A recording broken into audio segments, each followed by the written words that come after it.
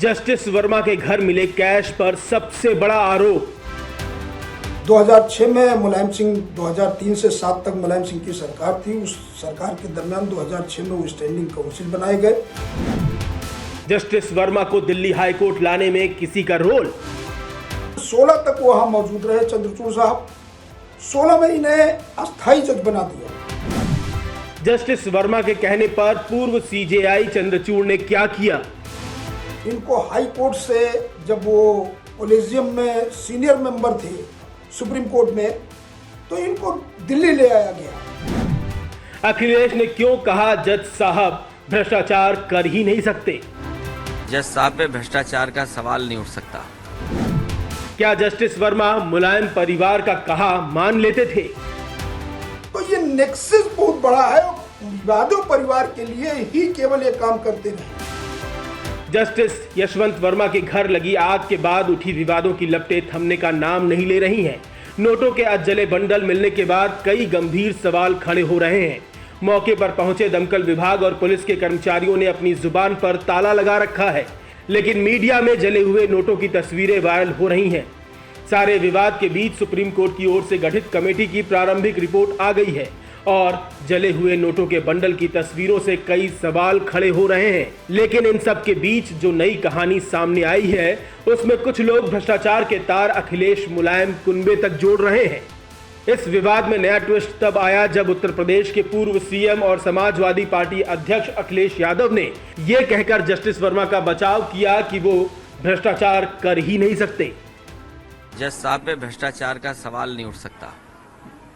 हो सकता है जज साहब ने किसी से उधार लिया हो, वो पैसा रखा हो ना। ये हंस रहे हो आप लोग? अरे आप क्या बात कर रहे हो भाई? कल को उन्होंने उधार लिया हो, वो रखा हो उन्होंने, लेकिन आप वीडियो ध्यान से देखिए, उसमें एक भगवा रंग का कपड़ा दिखाई दे रहा है उसमें। तो वो पैसा उन्होंने उधार लिया होगा तो रखा होगा। कई बार आग लग जाती है तो उसकी वजह से आग लग गई है।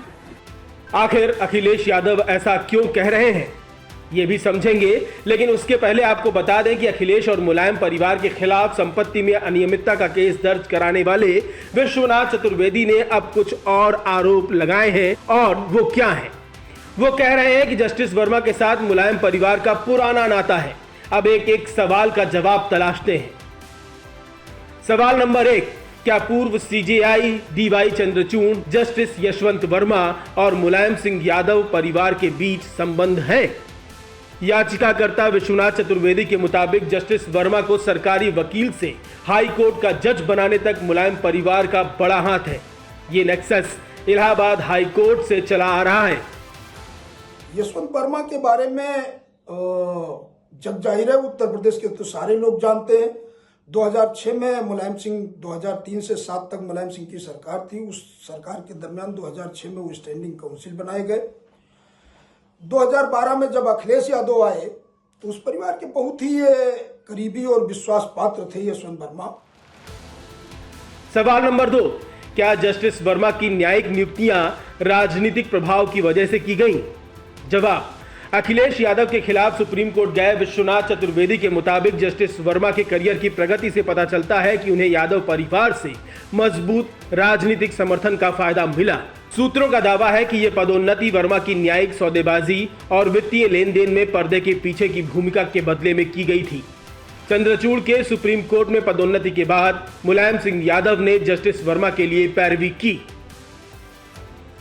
2012 में अखिलेश यादव की सरकार आई और 13 में चीफ जस्टिस बन के गए डीवाई चंद्रचूड़ साहब।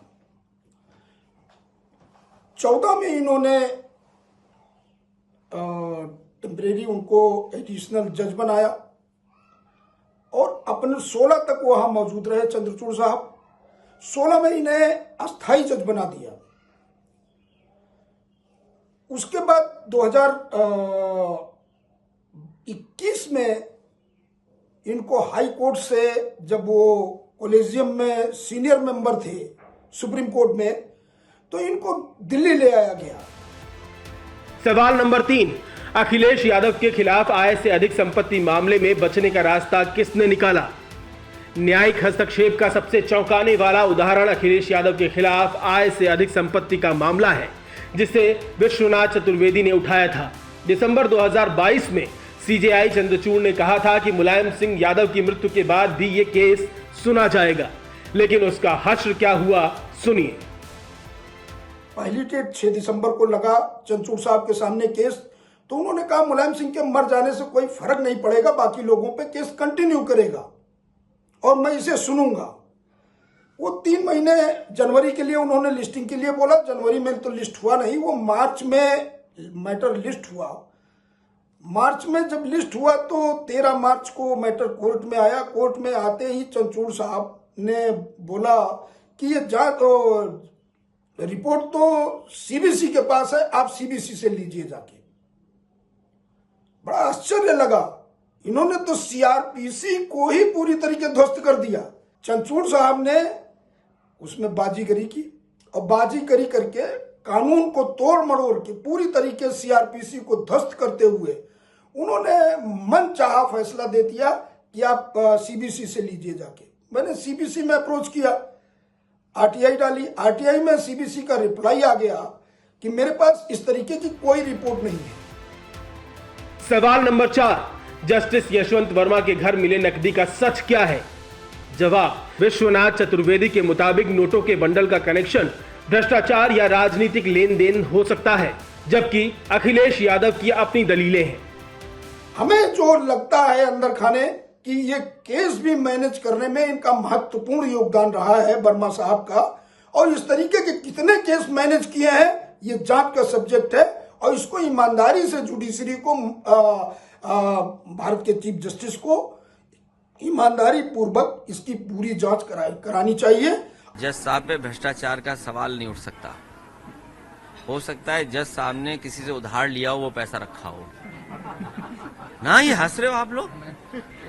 अरे आप क्या बात कर रहे हो भाई? कल को उन्होंने उधार लिया हो, वो रखा हो उन्होंने, लेकिन आप वीडियो ध्यान से देखिए, उसमें एक भगवा रंग का कपड़ा दिखाई दे रहा है उसमें। तो वो पैसा उन्होंने उधार लिया होगा तो रखा होगा। कई बार आग लग जाती है तो उसकी वजह से आग लग गई है। हालांकि भ्रष्टाचार के इस मामले में पूरा देश सच जानना चाहता है, क्योंकि ये सवाल न्याय के उस मंदिर की प्रतिष्ठा से जुड़ा है जिस पर लोग यकीन करते हैं। जस्टिस यशवंत वर्मा के मुद्दे पर कॉलेजियम और इलाहाबाद हाईकोर्ट के बार काउंसिल के बीच भी खींचतान शुरू हो गई है। कॉलेजियम ने जस्टिस वर्मा के तबादले का फरमान जारी कर दिया है, लेकिन इलाहाबाद हाईकोर्ट के बार काउंसिल का कहना है कि वो इसे डंपिंग यार्ड नहीं बनने देंगे। बहरहाल, आप टिप्पणी कर इस मामले पर अपनी राय रखिए कि आप क्या चाहते हैं। न्यूज़ कोरिडोर्स आप हमें यूट्यूब पर, इंस्टाग्राम पर, एक्स पर और फेसबुक पर फॉलो कर सकते हैं।